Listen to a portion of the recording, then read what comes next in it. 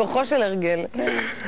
אני לא יודעת מה איתכם, אבל אני מאלה שבוחרים די בקלות, מה שהופך אותי לפציינטית פוטנציאלית של הפסיכותרפיסט ההוליסטי, אבי חברוני, שלום לך. שלום. איזה פתיח עשיתי לך?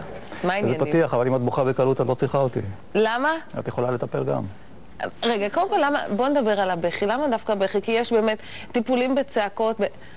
אנחנו צריכים להתפרק, הרי האדם צריך מתישהו לשחרר אנרגיה. זו בדיוק התשובה למה בכי. בכי זה משהו שהגוף מייצר כדי לפרוק מתוכו מתחים.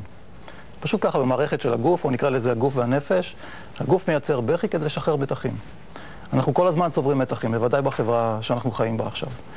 וכדי לחזור לאיזון, הגוף צריך להוציא מתוכו את המתח. אז זה יכול להיות או טיפול בצחוק, או טיפול בצעקות, או כל שיטות ההרפאיה וההרגעה, או שחרור של בכי.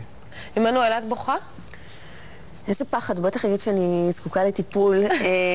האמת היא שאני בוכה בשביל כל דבר אחר חוץ מאשר לדברים שלי, לצרכים שלי. אני לא בוכה, קורה לי משהו, אני מתגברת. לא יודעת, לא יוצא לי הרבה לבכות, ממש מעט, ואם כן, אז ממש בחדרי חדרים. אבל זה שהיא משחררת, זה לעצמה גם, זה לא משנה הסיבה. העיקר להוציא. אני מנצלת את הסביבה את אומרת שאת לא בוכה בשבילך, אבל אם את בוכה בשביל סרט, את בוכה בשבילך. כן, אוקיי. פשוט ככה.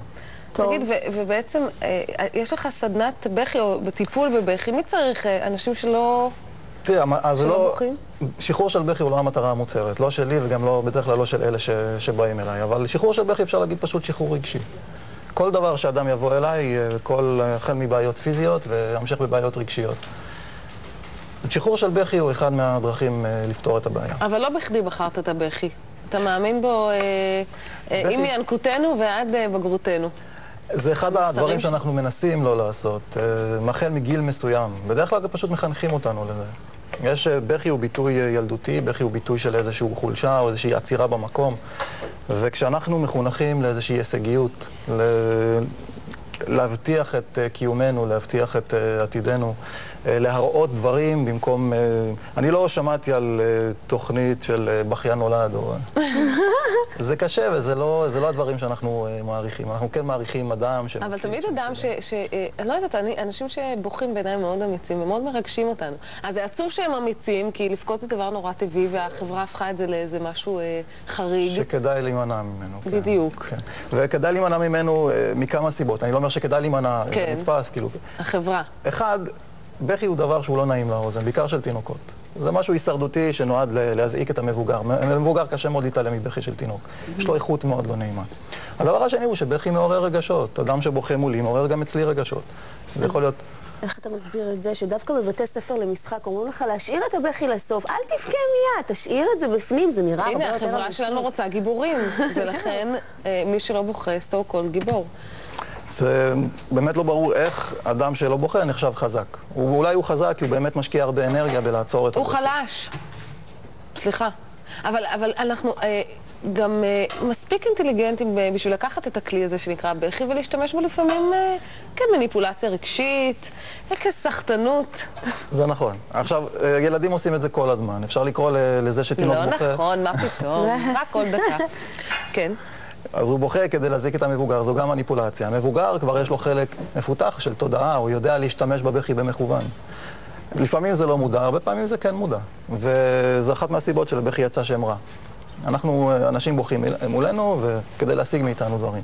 כדי לגעת ברגשות שנמצאים אצלנו, ולהניע אותנו לעשות משהו בשבילם. כן, כל אחד מהביטויים האלה הוא ביטוי כאילו רע, אנחנו שומעים אותו רע. אוי, תפסיק להתבכיין, איזה בכיין הבן אדם הזה. זה תמיד נשמע רע, זה כאילו...